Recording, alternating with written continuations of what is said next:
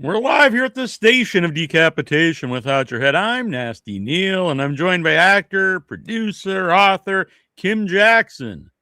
Oh, you Lieutenant totally did Wilk, some research. There we yeah. go. Upcoming, We Bury the Dead, which everyone's looking forward to, coming out in January. Oh, yeah. I'm so excited for the world to see it. It was such a great script when I first read it, and it is such a phenomenal film. Like, it's a really intriguing take on the genre. Yeah, I get to see it. I'm very excited for people to see it. I'm a big zombie fan, so and there's been so many zombie movies. So when you do a zombie movie, you have to do something different. Yeah, yeah. Am I freezing for you? Because you're freezing for You me a you little bit, you and I'm you wondering if froze it's briefly there, but we're okay now. okay. All right, cool. Yeah. So yeah, it's a really interesting take on the genre because it's such a character piece. Like the film really isn't about, it's not about the zombies. It's about Daisy's character and her journey. And I mean, it's essentially about a woman dealing with grief. The whole film, the theme throughout the entire film is grief, and how different people in different places kind of manage that. And it's a beautiful theme, and I think it's a very intelligent zombie film, which is sort of feels like an oxymoron, but yeah, I think it really outdoes itself. I think like when you go back to like the Romero movies, most of them are really about something other than actual zombies. So it Well, depends on the that's I zombie think movie, that I think. yeah, that's where like when the story itself stands alone, regardless of the genre, I think that's where you get like the really incredible filmmaking. And I think Zach's a phenomenal filmmaker. His last film, These Final Hours, is just an incredible piece, and again, it's like it's set against the backdrop of this kind of Aussie landscape in like a almost apocalyptic, well, it's in an apocalypse essentially. And but it again, it's just about the human beings and their journeys. So I think he's kind of a little bit of a master of that. Yeah, and it starts at like the beginning of it. You know what I mean? Like it's starting at the beginning of the end of the world, and the zombies are becoming a thing, and I don't want to explain the whole movie to people, but it's really interesting, and like you said, there's cool zombie stuff in it, but it's much more to the movie than just zombies. Totally, absolutely. What did you think of the movie in general? Oh, I liked it a lot. It's definitely very creepy. Like the zombie stuff totally works. Daisy's awesome in the movie, and yeah, and there's some different stuff. There's some different stuff with the zombies. I don't want to give too much away, but maybe there's some which is hinted at it actually in the original trilogy of the Romero movies. Kind of like, are they completely dead, or is this like a tradition? Like, are people transitioning to something different? So I like all of that. Yeah, absolutely. The interesting thing about Daisy is, and I watched her do scenes. I was in my scenes with her, but they weren't particularly emotional on her side. But I watched her do scenes with my friend Salome, who was playing one of the other military officers. And Daisy was crying, she's crying in the scene, right? And then when the camera's on Salome and it's got nothing, Daisy's off camera. A lot of the time you'll see like a top kind of big actor. They might not even be there for the lines off camera. Daisy was literally crying off camera for Salome's on camera footage. And that's how much of a professional she is. And she did it every take. She did it take after take on her takes and on Salome's takes. And I'm assuming that's kind of how generous she was throughout the entire film. Yeah. Had you worked with the director before? Did you know him before the movie? No, I didn't. And I was so excited when I saw his previous film because I just was absolutely floored. But no, I actually had to. I I heard about the film casting, and it's not very appropriate for an actor to do this. But I actually reached out not to the main casting director because I knew the main casting director had never auditioned me. Still has never auditioned me for anything. but the local casting director casting like the roles, I picked up the phone and called her. Oh, the screen just went funny. Are you You still got there? froze for a second. Yeah, this it might be the weather, it might be the time to we're across the world. I don't know, but I'm sorry that it's normally there's no issues. It might be the It might be, yeah, it's almost definitely would be on my end. The Australian internet is not our greatest asset, I would say. Yeah.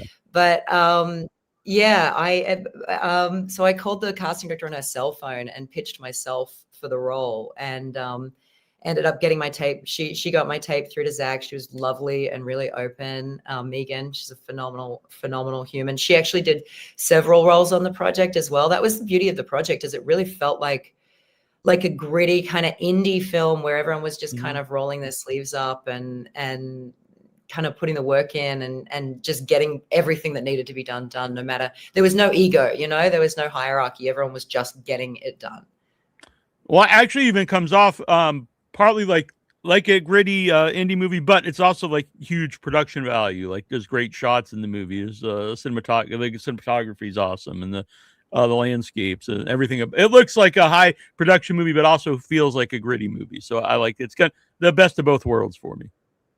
Yeah, absolutely. It was definitely on the, like, it was I think, I don't know the specific budget, but it was like a good budget for an indie, but it would still be considered a low budget independent Right. film. Well, indie is a very broad term because it could be, like me and my friends make movie for a few thousand, and then it could be, a couple million. So it's a huge difference when you say indie. Yeah. I think indie is just anything that's not attached to a studio, right? For Right. during the Right. production. Yeah. Yeah. So yeah, it could be anything. So I saw it. Obviously, it played big festivals. Did you get to attend any of the festival screenings? I totally did. So I got to go to South by with it, which was Oh, so nice.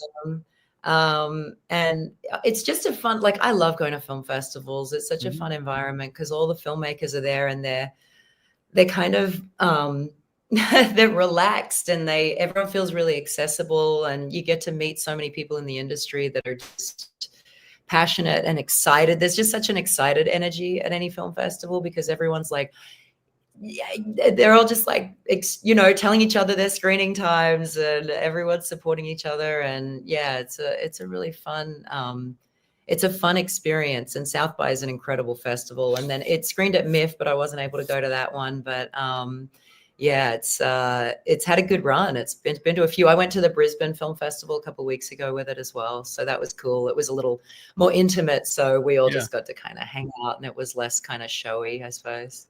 Yeah, but both are great because I'm a big festival fan, and obviously it's great to be at a big festival with your movie. And but there is something about a smaller festival because like there's something about most people are watching like everything on one screen, and there's more of a community feel usually. So there's pluses to both of them, in my opinion.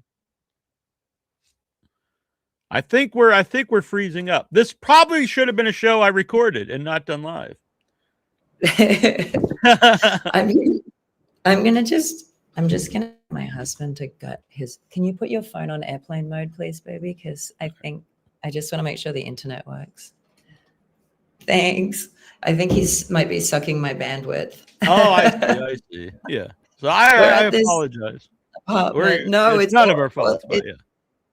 it's totally the Australian internet's fault. It's so bad. But I'm also at this like apartment we're in Byron Bay on a holiday. So yeah, I'm sure it's on our end.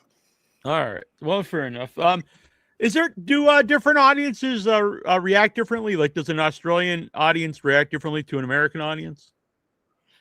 Oh gosh, I have no idea. Yeah, that's interesting. I feel like I feel like it was just different because the South by audience was huge. There were hundreds of people in the room, whereas at the Brisbane Festival, there were only, like, it was a kind of a smaller room that they screened it in a really small theater. So, yeah, I don't think I can gauge that, but we definitely had huge response at South by. Like, people were really excited about it, and there was a lot of like, there were a lot more, I suppose, like really vocal reactions to things that were happening throughout the film. Whereas I feel like when it's a smaller room, people are a little more self-conscious and maybe less Yeah. likely to make a lot of noise. I don't know. I'm one of those people that laughs really loud when things happen in movies. So Uh-huh. I'm like, I'll laugh loud, or and I have a terrible, like, it's just, it's not good. I have like a very loud, obnoxious laugh. And so, and then I get really scared in horror films. So even watching We Bury the Dead, or any of the horror films that I've done, I literally have to like cover my ears and cover my eyes throughout large sections of them because I just can't watch them. So like, I was sitting at the Brisbane Festival, I was sitting next to someone I had just met, and I literally grabbed his leg like 3 or 4 times throughout the film because I was just like so freaked out. And I'm like, I'm so sorry. I'm just a big baby for horror films. Yeah. Well, how did you get involved? I know you do all different genres, but how did you get involved in doing horror movies to begin with? Well, I've got to tell you, as much as I'm scared as a viewer, like I get really like but as an actor, that same really deep kind of fear and visceral reaction is kind of like, it's like the good stuff as an actor, right? Like, to be able to have these really extreme emotions. And like, for instance, I just did this a film called The Cryptid in West Virginia. We just wrapped a couple of weeks Oh, really? ago, Okay. and I was like pregnant with a monster baby trapped in a cage, In the like movie. In the movie. in Right. the movie. But like, I mean, that's like, you don't get that in other genres where the actors are really given this opportunity to have these really extreme, first of all, to be in these really extreme situations, but also to have these extreme reactions to things, and everything's so amplified, I suppose, compared with maybe a drama or I mean, obviously a comedy, you're not getting that. But for me, like, I tend like having that like extreme fear, extreme anger, like, or if you're like fighting back and stuff, like that's kind of the fun stuff as an actor, right? So Mhm. I do feel like for me, it's kind of a selfish thing when I do horror films, because I I really enjoy the performances, like the things Yeah, that I get to do as an actor while I'm doing them. yeah, yeah. My former co-host on the show that started with in 2006 is from West Virginia, so I'll have Ah, to tell him about this movie. oh, how cool. Yeah, we shot in Princeton, and actually Kevin Sizemore, the producer, is planning to shoot another few in Princeton. He's trying to like bring filmmaking to West Virginia, so that's definitely on the cards. Oh, cool. Oh, nice. Did you like West Virginia? Had you ever been there before? My gosh, it was so beautiful. And we got to bring our kids. So my husband played the other lead, and so they got us a cabin and we could bring the kid up, and it was just stunning. I mean, I didn't have a lot of days off, but on the days that I did have, we just would drive and find like local waterfalls and playgrounds, and just like, yeah, it's a really beautiful landscape there. It's really nice. Although it was freezing, it was like snowing. But again, it was my kid's first time seeing snow, so that was Oh, kind of a big really? deal. Well, that's very cool. Yeah. Yeah, he's 4, so yeah.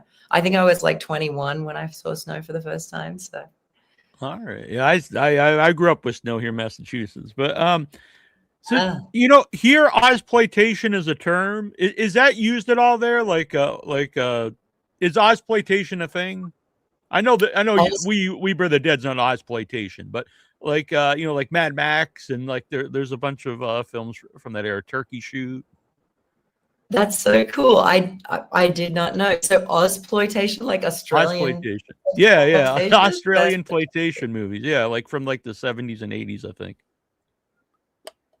Yeah, no, I totally have not heard of that before. That's so fun.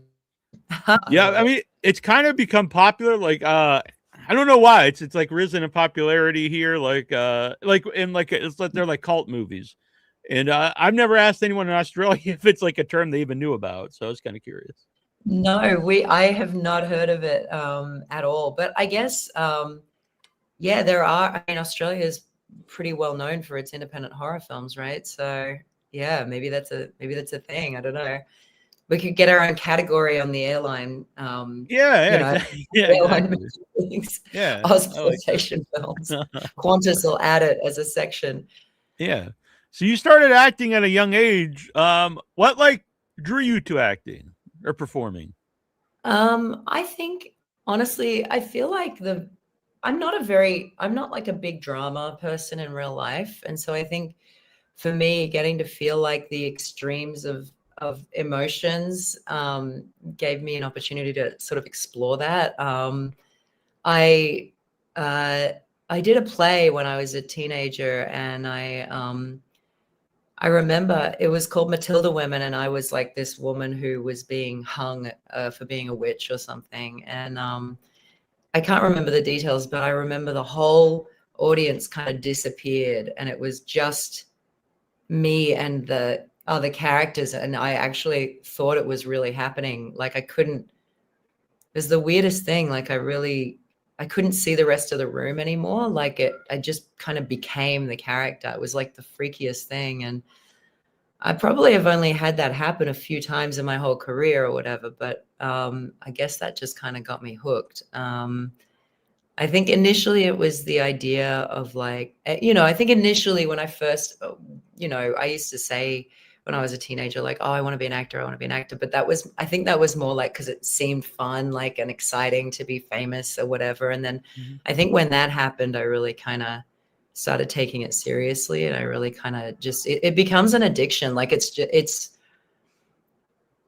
a weird thing with acting. It's like, you try to stop, and you're really just in, like, it's just, there's something about it. It's such a catharsis. And I feel like as well, almost every, I mean, some of them are just throwaways and whatever, but like Australian Housewife, but like, when you're really playing intense characters, you develop an empathy for that character and for what they're going through, and you end up seeing the world from their perspective. And then once you've played 60 or 70 different characters and really been those characters, you have this life view, like this view of the world that is so multifaceted, because you've kind of absorbed the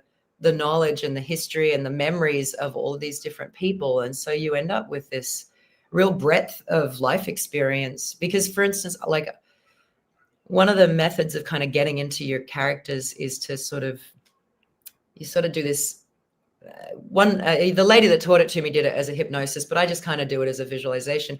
But you kind of imagine yourself as the character at like 4 years old, and then 7 years old, and 10 years old, and like you end up getting a bunch of different memories that become quite real for you as the character. And yeah, I guess I have as many memories from some of my characters as I really have from myself. Like, I don't have that many memories from high school myself. And so, Right. yeah, you But just sort of, it's weird. It's like, it just becomes addictive after a while. that sounds really interesting because I would think, if you do that, because we're all shaped by like our memories and what happened in our life. So if you did that for your character, obviously you need to know your lines, but whatever position you're in as that character, though, it's like how they're supposed to act because you're being that character. Yeah, knowing your lines is like so step one of like 20 steps. You know what I mean? Like, knowing your lines is like, uh, that's the least of the work, right? The real, the work is just is who is this character? And I mean, obviously, knowing your lines is the most important thing as far as showing up. But yeah, there's just so many other layers that go with it. And I feel like it's so much fun, like creating a character, like building a character and figuring out who they are. I don't know. The It's only a reason I bring it up, and I'm no way, I don't want to make this about me, but I've been acting in stuff. Usually, people put me as like comic relief, but the last couple things I did was like actual characters, and was the first time I felt like an actor. And a lot of it was I don't have any acting. Like I've never been taught to be an actor, but a lot of it was just from interviewing people, like what people say about acting. And the last two times, especially the last thing I did because I played the main villain, was instead of worrying about the lines, like I said, it's important to know the line. But if I knew how I was gonna, if I knew the character, the lines were almost secondary because or if they changed them, or if I was gonna ad lib, or they added a scene because like I just knew what that character was gonna, I just knew how to perform as him. Yeah, totally. Like once you're in the role, like yeah, that's exactly what it is. Like once you really become the and I find like on set often, especially with indies, like they're not actually often that worried about this specific like the specificity of the words. I feel like in Yeah, TV, there's a writer's room, there's a lot of development, so you want to hit it and be word perfect.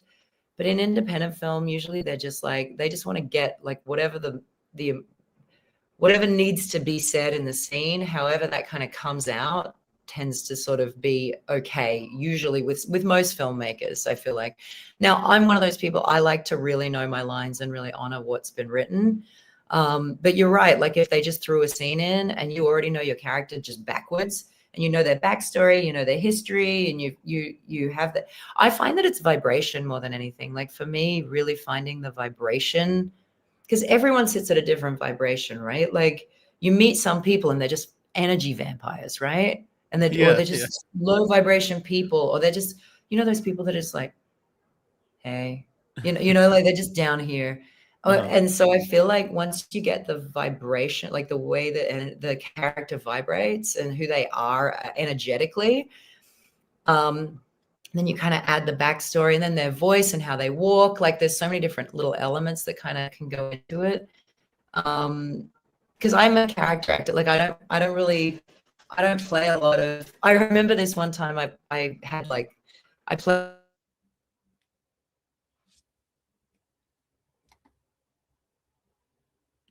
Oh, Kim's it's too bad. I was really interested in this. Sarah Kim is frozen here. Hopefully we will have her back. I like to talk about acting techniques here. And I'm gonna learn here. I'm gonna take mental notes. I could play something here. Hopefully Kim comes back. I apologize. We were originally going to record this, and I was like, "Oh, it'll be fine. We'll just do it live." But if it was recorded, I could edit all this out, and no one would know. No one would be the wiser. I still might edit it out after the live show. So I think I'm going to play a quick little video here and see if we can get Kim back. Unfortunately, she's having some. And if we can't, I think we will get Kim back on at some point. Let me play. I'm going to play actually. This is the trailer for We Bury the Dead.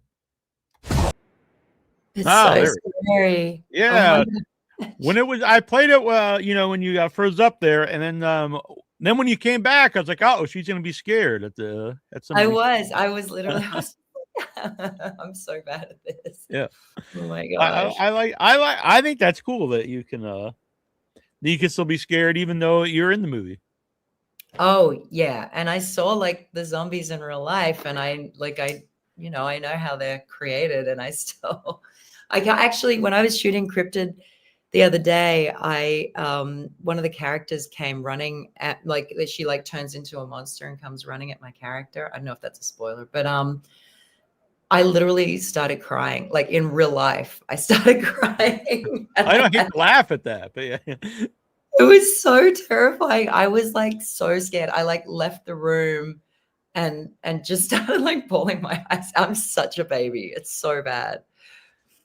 Well, I'm really excited to see that. Do you have any idea when I don't know how much you could talk about it. And do you know like any release date for that for Cryptid? Oh, no, that'll be in, like, a year or 2. I'll come back and tell you all Yeah, about it, I suppose, at the yeah. time. But how cool is the We Bury the Dead trailer?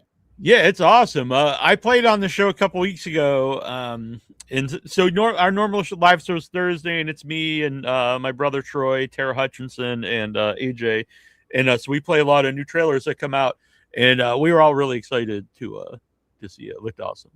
Oh my gosh, yeah. And they've done an interesting thing where they like release the teaser and then like a month later they release the trailer. Like they're really screwing with people, right? Like just to Yeah, get this like kind of build up of interest and and I've seen it played at the AMC theater in Boston. oh So yeah, yeah, cool. I'm pretty sure it's got a pretty good release. Well, yeah, Vertical and Neon are doing it, and they're obviously just phenomenal. They really know what they're doing, and they just make Yeah, I like it's a Vertical and Neon are like two of the best distributors on the planet. They release like I think I can't remember which one. It might be Vertical. It has like 4 of the last 5 Palme d'Ors at Cannes, and yeah, that's like fun. they released the classiest films and they decided to work with our like zombie movie. Like it's so exciting. It's really, really cool. So Yeah, and it yeah, was they cool. Doing the show, like I get screeners from Vertical and Neon for a long time, and then it's cool to see that stuff like really grow. Then Neon's putting out like Long Legs and like putting out these giant movies, and they were like modest budget movies. So it is also nice to see that like a lot of not giant budget horror movies like do play at theaters and do well.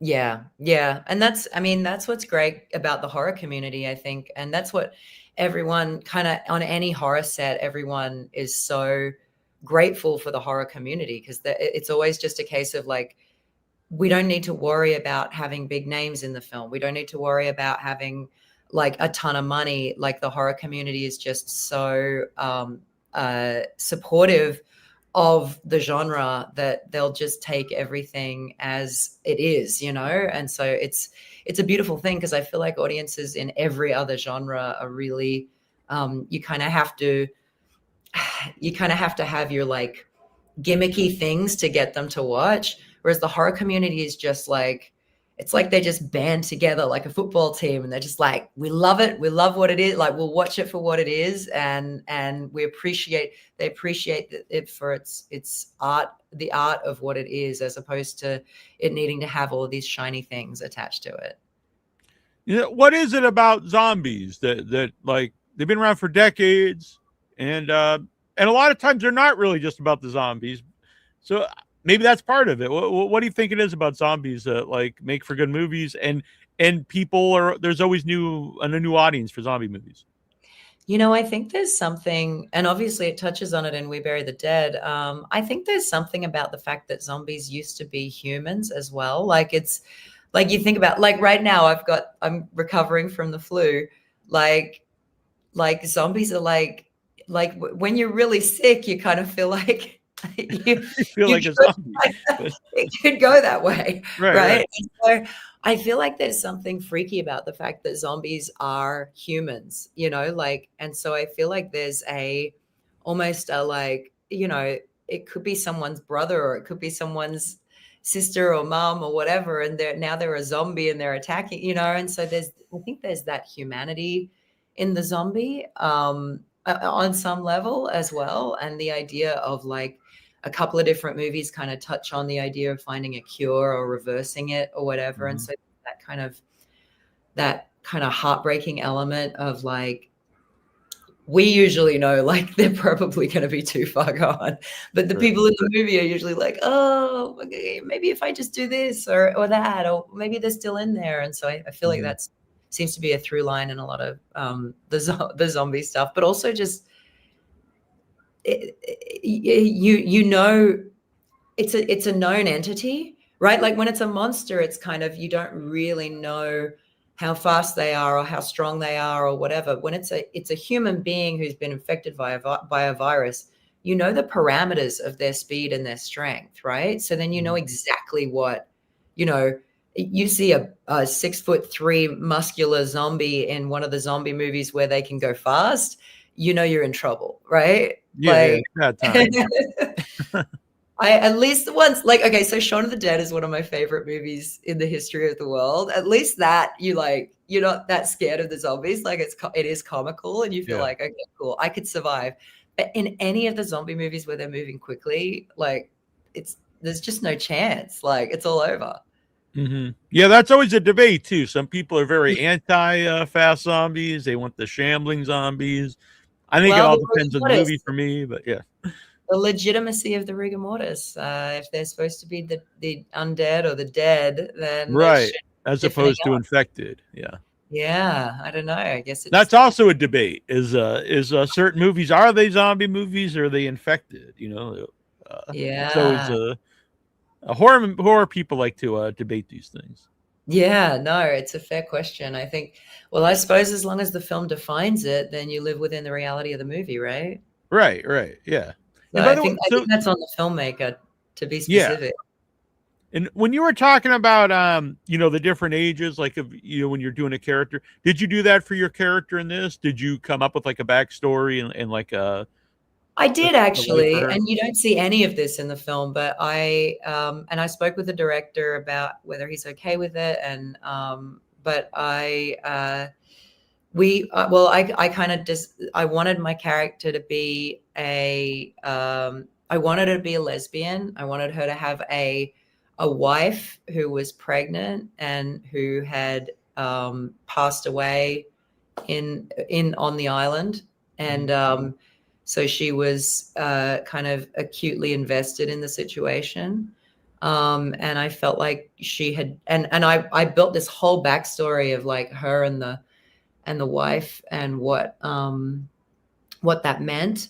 Like and that the wife had always wanted to have kids and she never did, and then she finally kind of conceded, and then just when that happened, and the wife, like I remember thinking, was my character's super masculine, right?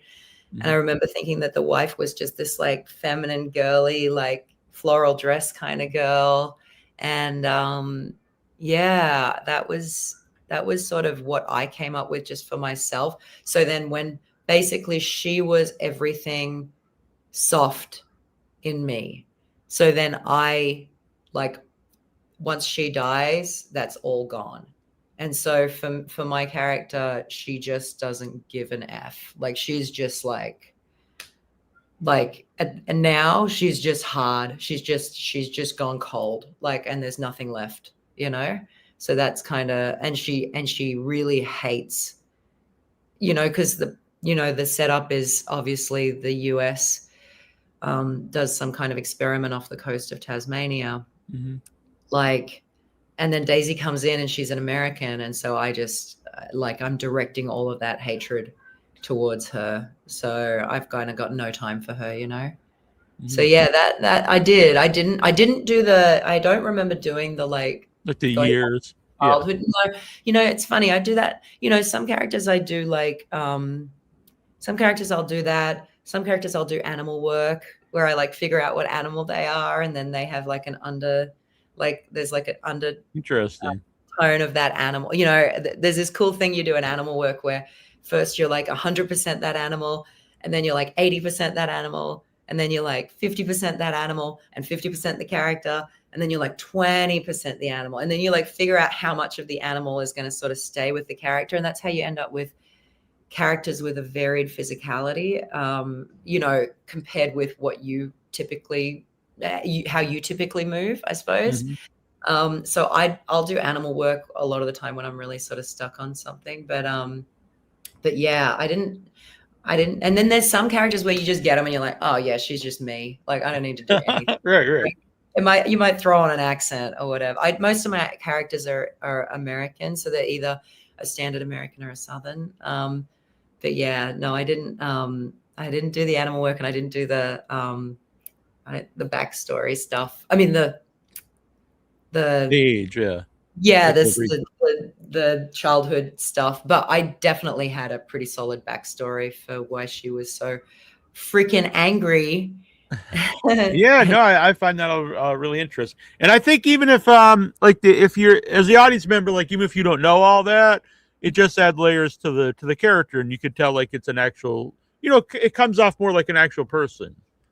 Well, yeah, because otherwise it's like, why is she behaving like that? And then you end up pushing, right? Mhm. Anytime you start pushing, it's because missed something in your backstory, because if your backstory is complete, you won't need to push. Like I played, in this movie from years ago, Knife Point, I remember playing this woman it's a cool horror film if you ever, We'll or check this is it, out right there. it'd be horror. It's more like, so basically me and this gang that I'm in, we kind of invade this townhouse where these like rich people live, and we rob them, and we're doing all these kinds of horrible things to them. And I'm thinking, well, how could anyone do this and really believe that it's okay? And so, gosh, I came up with the craziest backstory for this character. And by the time I'd really gone through, and I did the age meditation thing on that one, by the time I really had that character, I hated those people in the townhouse. I was like excited to be doing all the horrible things we were doing to them. And it's just, if you once you do all the work, the acting's easy. Like, it's really easy because you're just there, you're just in it. Hmm. So, what kind of movies do you watch? Like, because Same I as, actually I know it's a horror show, but I do watch just about every kind of movie. So. that's pretty funny. Yeah. Okay, so I just watched Manhattan, the Woody Allen Oh movie, the yeah, old yeah, Woody Allen okay. movie. Uh-huh. So fantasy. So my favorite movie of all time is Stardust, which Stardust. I I'm familiar. so anytime I've mentioned that, have you seen it? I don't know. I'm gonna look this up. It doesn't sound familiar. Okay, so I told this to Zach the other day at the Hmm. Brisbane Film Festival, that my favorite movie was Stardust, but no one's ever seen it. And he literally was like, Stardust. He's like, I've heard of that, and that it is the best movie that no one's ever seen. Yeah, And I've not that seen was this. the thing. Something happened with the release of this film, and it has Ricky Gervais and Robert De Niro and like Michelle I was Pfeiffer. just gonna say, is that Robert De Niro I see here? Yeah, yeah, I didn't know. Dude, it Yeah. is the coolest film. So I watched that film. I love that film so much that I watch it every year on my birthday, and I will literally watch it anytime. So also, I ended up accidentally. I was going to a preview screening of The Green Lantern, which I still have never seen. Apparently, thank goodness. I don't know. Yeah, But it's I not. It's not. at the ArcLight in LA, though, I went up to the wrong desk and I was like, hey, I'm so sorry I'm late. And they were like, oh, no worries, it's fine. Just here's the tickets. And they sent me in, and I ended up seeing this film called Attack the Block. Have you Oh seen yeah, it? I've seen Attack the Block. Yeah, Dude. sci-fi from I believe from England. Yeah, Oh, so good. yeah, it's great. So I love like those kinds of films. Like, I love fantasy, I love action type stuff. I love rom-coms. I'm like such a sucker for rom-coms. And I'll watch like and then like I do like kind of the old movies, like the old kind of, you know, like the old Woody Allen kind of films or whatever. Yeah, yeah. A favorite Woody Allen movie? Is it Manhattan? Um, I would say, something about Manhattan. And I guess I don't know if this is a product of the budget or the way they were shooting them. There were so many scenes in Manhattan where you couldn't see the characters talking. So they would have a shot of like the scene, like of the full landscape or whatever. Like, there's this one shot in particular I'm thinking of where they had the bridge in New York, and there's a park bench, and he's sitting there with Diane Keaton, and they have the whole conversation in like this big wide shot, and you don't see their faces, you don't see anything. They're just silhouetted, and it's like 70 or 80 seconds of like, and you get from that scene that they've been there all night, that they've, like that they're going to head Hmm. home and or whatever. And so you get everything that you need to from it. And then there's another shot where he's like answering the phone, and you kind of need the scene to keep moving the story forward, but we've seen his face over and over again in the film. Like, and so it shows through the Venetian blinds. You see his whole apartment, and then he's like in the background through the Venetian blinds. You can kind of see him pick up the phone, but you don't see that. It seems like so often now filmmakers feel this need, like they have to show like the wide shot, the mid shot, the two shot, the close up, like the whole system, right? Yeah, This, it feels like, and like same with Annie Hall or whatever, like it feels like there's just like this thing of like, you don't need to see it. you just need to, yeah, we get, and it's more interesting because we get this moment of like, we see the whole apartment as nothing's happening because he's in the background answering the phone. The thing that matters in the moving the story forward is the phone call. But then we're seeing this whole apartment, and so we can kind of look around and actually just relax for a minute and see everything that's kind of going on. And then there's all these big long one shots, and yeah, I don't know, like I feel like Well, I don't always bring back the horror, but like a 70s horror for the most part is a different pacing, and it's not always explaining what the end means and leaving it up to the yeah, audience. And I personally prefer that as a film watcher. that's awesome. The Hitchcock kind of vibes. Yeah, yeah, Rosemary's. I don't know, lots of things, and I do think, especially because I during the pandemic, I started listening to audiobooks. So then I like flew through all Stephen King novels I never read and stuff. And then Mm, when you watch the film versions, a lot of times, like they really try to explain, make you like make it so obvious, like hit you over the head what the ending's supposed to be. And I prefer it to be left more up to the audience to to get what it's supposed to mean. As the You don't yeah, need to spell out everything. Even the end. I don't want to spoil the end of your movie, but the end of your movie, it's kind of left up like what happens now. You know. yeah, yeah. I really enjoy feel giving the audience the credit to like be like, I think I that's don't a need to big spell thing. it out. I think like producers, whoever, it's probably not even the filmmakers. It's more like, oh, you have to explain exactly what's happening here because the audience won't Yeah. understand this. I found the difference, like when you go to Toronto Film Festival and you see a lot of the foreign films, they like it's like a slice of life. There's no like hero's journey. It's just a moment and then it's over. And it's really confronting when you first start watching. If you ever go to Toronto, sit through, if you go to like one or two of the shorts programs, I'm a big because fan of shorts programs. But, it's right. But mhm. these are like, a lot of them are European or they're from other countries, and they literally have like there's no real story to them. It's a slice of life. And it's funny because initially it's really confronting and you're like, what the hell is this? And then you get used to it and you're like, wow, this is actually really fascinating. And you're like, it just takes you away to this other world. You see a slice of their world and then it's done. And they don't feel this need to entertain. They're just sharing a moment, you know? There's something really beautiful about it. I It's did. I don't know, interrupt you. I said I did notice on your IMDb that you had some short films, and so I didn't know if like first of all, like what's the benefit of doing those for you? Like uh because it is a weird thing, like a short, like after you make a short, where do you what do you do with it after the film festivals? You know what I mean? Like there's not really a lot of platforms for them. Someone might put them on their YouTube. So anyway, whenever I ask people that, many people have different like reasons for making a short film, especially more so the director. It might be I want to show like what I could do with a feature, or some people just this a story that they want to make. It fits in 5 or 10 minutes. There's no reason for it to be an hour and a half.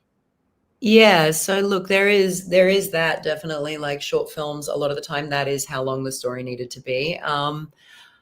For me as an actor, AFI thesis films, like this particular film school does the most phenomenal short films.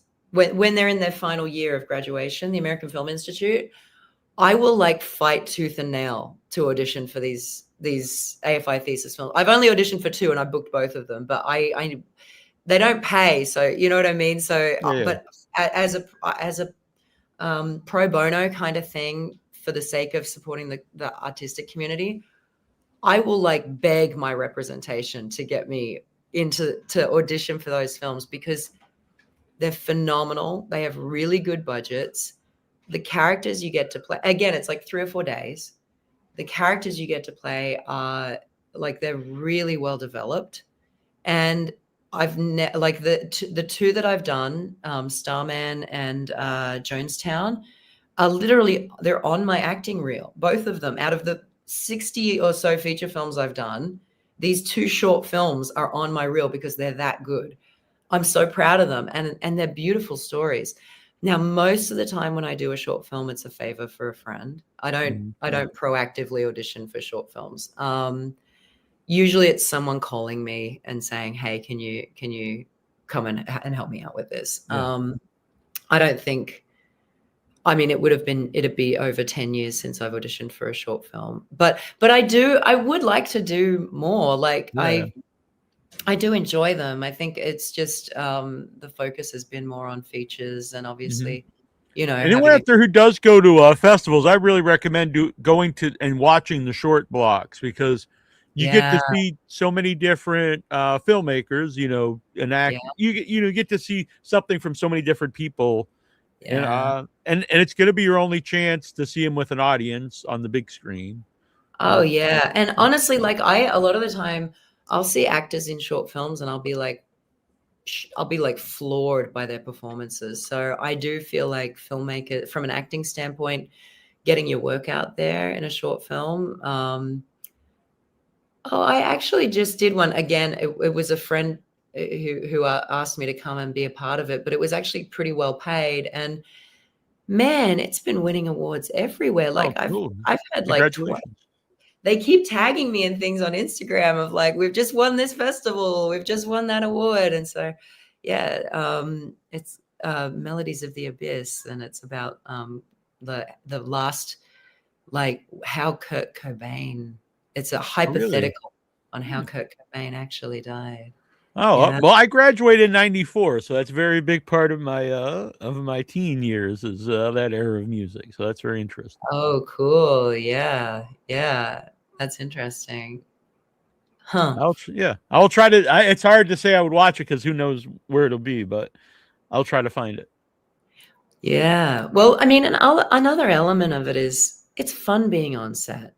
So, Mhm. like, as an actor, you know, sometimes you'll be working a lot, and then sometimes there's these big kind of gaps where for a few months you won't be doing anything. And it's so great. Like, when you're on set, just the vibe of just like hanging out with all these really cool people. You get these like film families, and you end up really close with the people that you work with. It's kind of like, going on a holiday, with a bunch of people for, I guess on a short film it'd be 4 or 5 days, and on a feature it'd be, weeks and weeks, but or months and months depending on the budget. But yeah, Yeah, or if it's it's very low, it might be 5 days for a feature too. oh gosh, oh gosh, coverage. Where's the time for coverage? Oh wow, geez. Have you shot a feature film in 5 days? Um, well, cheap plug here. The Once and Future Smash on Blu-ray is but we did it. It is actually longer than 5 days, but a Hold big. it up closer. Hold it to the camera closer so we can So this see is it. a double disc. It's got two movies on here: The Once and Future Smash and End Zone 2, my first feature films. Holy moly. The You'll laugh and then you'll scream. That's so funny. So they're a horror comedy. It's a mockumentary. Um, the majority of the movie we shot in, not really a majority, a big part of the movie we shot in 3 days because we shot it at a horror movie convention because we used that as the backdrop of the movie, and so we couldn't make them like do it longer because it was 3 days. And then the plan was we were going to go to some other conventions, but 2 weeks later was when everything got shut down for COVID. So we had to Oh, work around some and do things a little differently. But it was yeah, it's longer than 3 days. But we did the other one though, End Zone 2 we shot in I think 7 days. Uh, yeah, but it's only an hour. It's hard to explain. I feel well anyway. So here's the real quick. The Once and Future Smash is a mockumentary about two older actors who both take credit for a 1970 horror film. They both say they played the main slasher in the movie, which is inspired by many people I've interviewed on the show who argue about these things. And then oh, that's End fun. Zone 2, we were originally just going to film like clips to use in the mockumentary, but instead we filmed the movie. So we made the 1970 slasher film, but it's only an hour long. Uh, and kind of like we were saying though, we rented a cabin in the woods in Lake Arrowhead in LA, Oh, and we all cool. stayed there. We all cooked, and it was a really a big bonding experience. All of us stayed in the same place. It was a good time. Only there's like 8 of us, the cast, and a very small crew, and made the Wow. movie. It was, Oh, that's so and cool. we all know we still know each other. Some of them are good friends of mine. So it was a great experience. That's amazing. You know, a good trick that I've learned that I forgot to do on the last couple films, but you start a WhatsApp group for the cast and Oh crew, yeah, yeah. and then everyone can kind of stay in touch as it True. comes out. Yeah, the last one we did, I forget the name of it. I have it on my phone somewhere. It's sort of, it's like a thing where everyone can share the same pictures, and it was Oh really yeah, cool. yeah, they did that on Cryptid. What's it called? It's I like wish I did this on everything I was involved in. Because is yeah, it Photo Circle? yeah, and it's like there's like Yeah, thousands of photos in there. Because then everyone, it yeah, also like it encourages other people to start sending in photos. So it's totally. yeah, I really like that a lot. And anyway, Yeah, even if you're not making, I think it'd be good for anything. Like if all of you or whatever, if you have a group of friends who do whatever, get Photo Circle, and it's a good way to share photos without throwing them on social media. And then you can pick out the best ones and put them on social media. yeah, no, it's good, and it includes the Android people because the if you do it on the iPhone photo sharing thing, the Android folks get Oh, the see, I'm an Android guy. yeah, we don't want to So leave you out. I appreciate that. Wow. I'm an Apple girl all the way.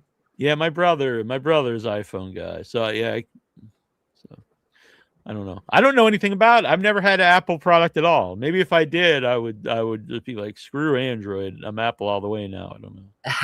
It's an addiction. Like you really, once you're in, and then it's like I can check my desktop on my laptop through my phone wherever I am. I can get any file out of my computer because it's all just connected. I didn't even have a phone until 2011. What? That's I had a amazing. home phone, but I didn't have a smartphone. And I was meeting a friend in Boston for the first time, and she's just like, "You don't have a phone?" I'm like, "No, I don't need that." And she's like, "You have to have a phone." And so I was like, ah, whatever, I'll get one. And now it's like, yeah, if I don't have it in my pocket, I'm like, where is it? Like, where's my phone? What did you But do without a phone? How did you I just I wonder this now because I'm like, man, it must have been so boring traveling anywhere. How did I get around anywhere? If you're in a new city, it's like you just flip it up like, oh, there must be a restaurant around here, and find somewhere to eat. yeah, man, I can't believe that. That's incredible. That's really impressive. A true kid of the 90s. But now it's the opposite. Now it's like it's sewn into my pocket. I can't go anywhere without it. Jeez. Yeah, of course. So Wow. we bury the dead. No cell phones. I think they had I can't remember if they had cell phones on there. Oh, like on set? Yeah, I don't know. Yeah, I wouldn't know, but it is because sometimes cell phones kind of like I don't like to watch people on cell phones in movies. Like I don't know, but sometimes people like embrace it in newer movies and they can make it work.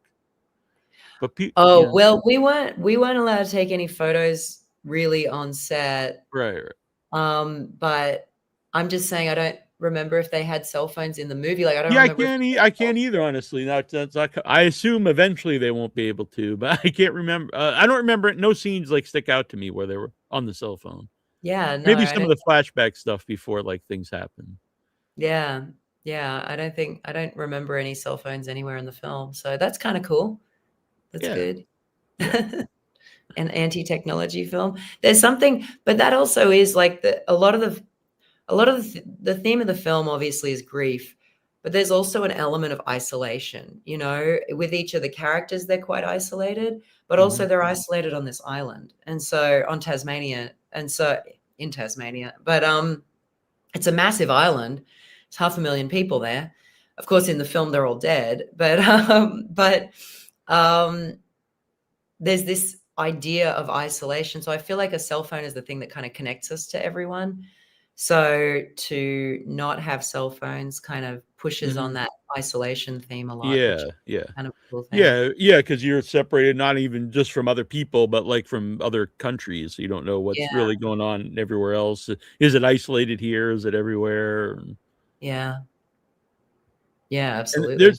there's also I also really liked about the movie is how they deal with like who comes back, because it's not necessarily like everyone comes back. And I was like, that's it. I don't think I've really seen that in anything before.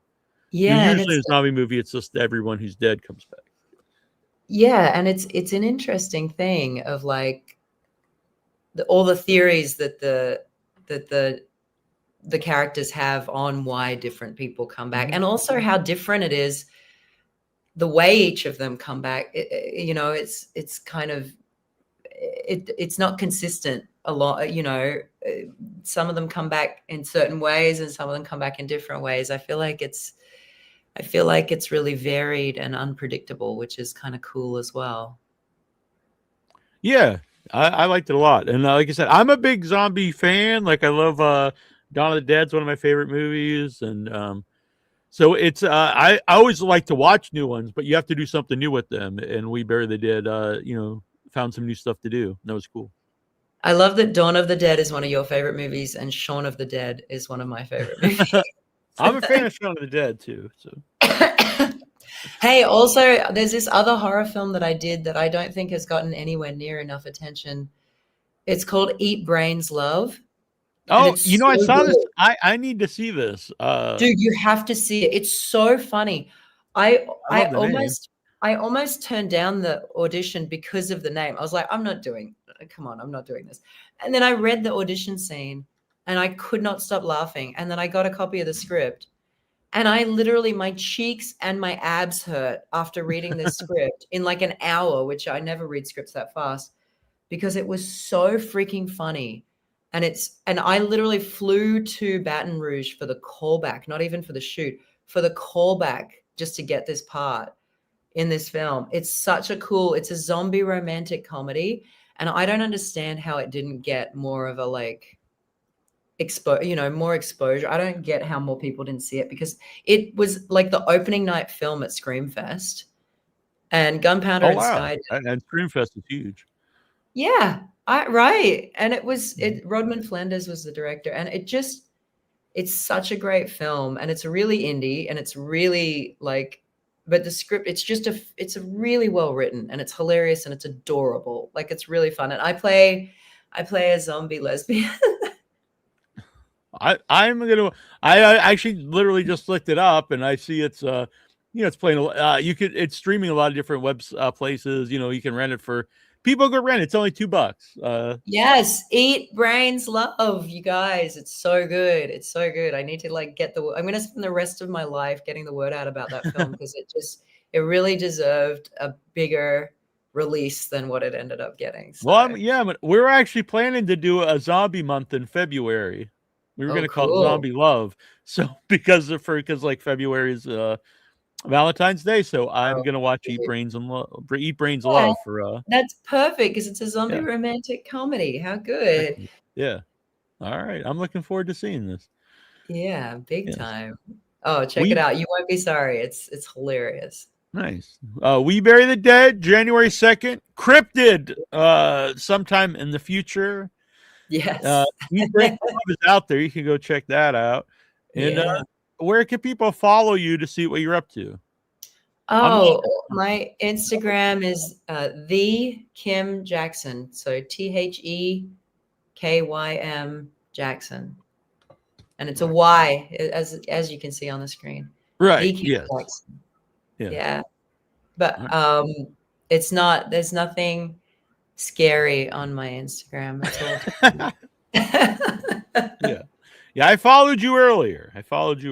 So Oh, cool. yeah, Thanks, man. I was not scared. So.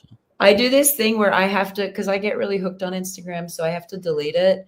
And then once a week, I undelete it for like a day. And then Okay. I go into like a scroll hole, and then I have to delete it again. Like, so I I'll like log on once a week and right. like, you know, get lost in it. So I wouldn't have seen that you followed me. No, it's 'Cause- fine. It's fine. That's a but good excuse. No, just kidding. absolutely. But I haven't I get on there, yeah, probably once a week. Otherwise, I have no self-control. I can't handle it. If Instagram's on my, "Oh, hey, Equal pineapple. equal pineapple. Are you in Hawaii?" I think he's in England actually. Or he might be in Australia. I don't know. Awesome. Pepe Potit is very he thinks very cool. Pepe is a long time Yay. listener. Uh, I love that. This is super yeah. cool. And I finally fixed the internet thing. I'm hotspotting on my phone, and we haven't even frozen since I got back on, which is kind of rad. Nice to know my Yeah, phone. yeah, and just when I was wrapping up, but it was it was great talking with you. I had a really good Yes. time. Yeah, ditto. It's great to meet you. And by the way, could we all give kudos to your hat? Oh well, thank you. I That get is to spectacular. yeah, I got 1 month to wear it, so I You have to make do. good That's use out of it. Do you pull it out like after Halloween each year? Right after Thanksgiving, thanks after Thanksgiving, which maybe you're Fantastic. I Oh don't yeah, know. Thanksgiving. So you're not allowed to do Christmas stuff until after Yeah, Thanksgiving. yeah. Okay. It's a law. It's a national law. You Yeah, can't. so there's like Halloween, and then you can do then it's Thanksgiving stuff until Yeah. Thanksgiving, and then People don't Christmas. do a real besides Thanksgiving Day. You don't really see like people don't really deck out like a lot Yeah, of Thanksgiving. People should do that though. I don't know what you put up turkeys and pilgrims yeah, and I agree. I definitely saw Christmas decorations go up like the day after Halloween, where I oh was living yeah, in yeah, Alpharetta last year or yeah. earlier this year. And I was pretty surprised. I was like, "Oh, that's early. Yeah, That's it's cool." earlier every year. I was they were putting stuff out for sale like way before Halloween. Yeah. But I saw Halloween stuff for sale in August. Halloween's getting a lot more popular here too. Is Halloween popular in Australia? Not really, but we're starting to kind of take it on a little bit more, thanks to you guys. But yeah, no one does Halloween like America, and for like the people in their like 20s and 30s, no one does Halloween parties like LA. I will Oh, say Halloween is really when Los Angeles shines for parties. It's a madhouse. yeah. I've It's never been out. I've never been in LA for Halloween. Oh yeah, it's definitely a life experience. Yeah, it's crazy. It's a crazy, crazy time in that town. All right, maybe I will make it out there sometime. Yeah. Oh, for sure. Oh, cool. Yay. So We Bury the Dead, January 2nd in America and February 5th in Australia in theaters in both Oh, places. cool. Yeah, Yeah. yeah. Yeah. Well, yeah. Go see it. I know you've seen it with an audience, but go see it again with an audience, and people go out there and see it. Look, it's great to see a movie any way you can see it, but for me, the theater experience is still the best, especially with a comedy or horror movie, because it those are the two genres that like you can interact with. Yeah. Yeah, definitely. Big time. Yeah, Yeah, get screaming and get laughing. yeah, because you said you have a really big laugh, so if you're in an audience with Kim, you can hear her laugh, Oh my and she gets scared of God. horror movies, so you could hear her scream at a horror film. Absolutely. Yeah, it's bad. Like it's really I'm very bad with that. It's not good. All right, well, thank you for doing this, and I hope you feel better. Yeah, thank you so much. I'm gonna go back to All right, bed. well, have a good evening. I don't even know what Cheers. time it is there. All right. It's like 10:30 AM and I'm Oh gonna go. well, not good. Yeah, it's good morning, I guess. Everyone I else don't is by know. the pool out there and in Byron Bay, and I am gonna go back to Oh, bed and all right. rest. Well, I feel bad. Well, I hope you feel better. Hopefully I will. All right. All right. Thanks, Cheers. everybody. Oh, and tomorrow here Cheers. on the show, Tina Romero from Ooh. Queens of the Dead, the daughter of George Romero. So we're going to keep a zombie theme here tomorrow on live here on the show.